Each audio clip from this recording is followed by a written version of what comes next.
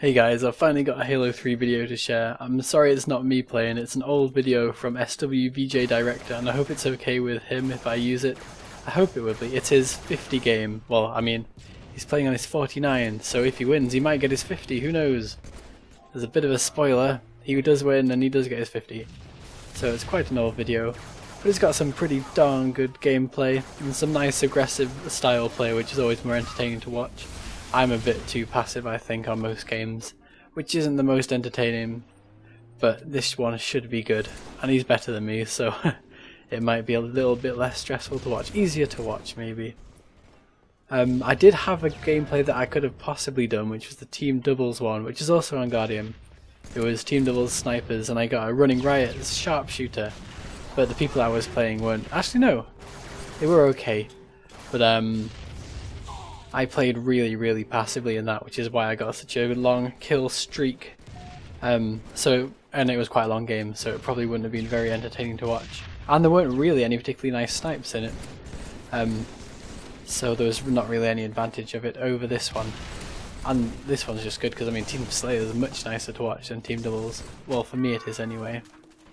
It's more people. It's more entertaining. Team Slayers, in my opinion, Team Slayer is just better in almost every way, apart from search times.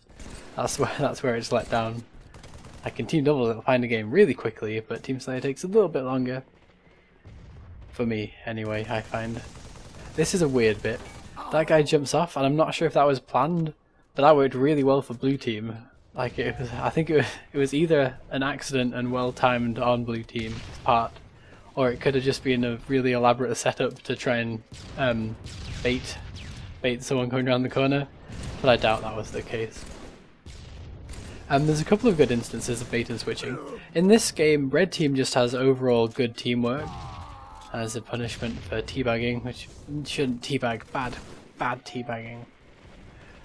But overall, Red Team just has good map positioning and good spawn control is a main thing. I noticed particularly the director gets really good spawns next to his teammates most of the time just because they're controlling the spawns so well, and they've also got really good teamwork. Well, not really good because they're not all partied up in the same party, but good teamwork for people playing who don't know each other. And while Blue Team are a bit less cohesive, something that does happen is all four of them will be in one place at the same time, and they do a little bit of bait and switching which works well at one point in the game. Which is one of my favourite things to do in Halo 3 actually, bait and switch. In team doubles especially, like if I'm playing with someone I know, bait and switching is really fun. It's where basically someone starts getting shot and two people are fighting, then one of you runs away and switches out with another on the same team and who's on full shield and can just clean up the kill. And so you get a kill and don't lose any points. Well, I suppose it's not losing any points. The other guys don't get any points. I'm sure I didn't need to explain that, just in case anyone's new. So this is a bit of, this will be bait and switching, here we go, although this is less obvious, so he's going to go for him, he gets back and the other guy comes forward and challenges.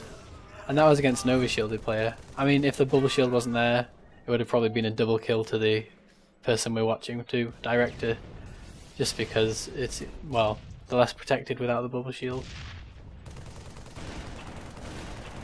Early on in the game, one of Red Team, I think it was LOL Trance, was doing some quite nice sniping. But they've got the sniper now. Let's see if Director can get it in his hands. Oh, that was a split second there. That's not what I'm talking about. Just some good sniping. I prefer sniping when I'm the only one with a sniper. So that's Team Slayer games. In Team Snipers I really suck. I get really, I don't know, panicky I guess. And and the beam rifle kind of dominates Team Snipers, I find. Although I'm only a 46 in snipes, so it might be much different at 50 high. And I haven't played snipers for ages, so I mean, it's got to have changed since the last time I played. Oh, look at this teamwork here. He's trying to signal. This is what made me think that they weren't partied up, just because he has to use physical signs to show them where the sniper is rather than just being able to call out that it's sniped too. So yeah, it's really good teamwork from a team that's not all in chat. and especially like they don't know each other, but especially not in chat, because I mean you can pretty easily just call out and talk to your teammates if you've all got mics, even if you don't know each other. But when it looks like some people don't have any chat device, what am I doing? Spent too long on PC. When some people don't have a headset, it's a lot harder, but it seems to work well. And they just managed to pin blue team in gold for most of the game, really. Or blue even, which is even worse place than gold. Gold's not actually, like, there's only 2 real setups on Guardian, aren't there? I'm not sure if it's still the case, but back in the day, there was only snipe and gold setup, really. And so snipe you go green, send a couple of guys green, and gold you go blue, have a couple of guys blue, and you can just control the map. And if you've got the lead, you can just dictate the pace of the game. It's like if you want it to be over, you rush, and if you just want to win and play really relaxed, you just sit back in your power-up spawns, maybe make an occasional push when the new power-ups are back. In fact, speaking of new power-ups, that's the 5-minute mark, well, 6-minute mark, so they're going to be back soon.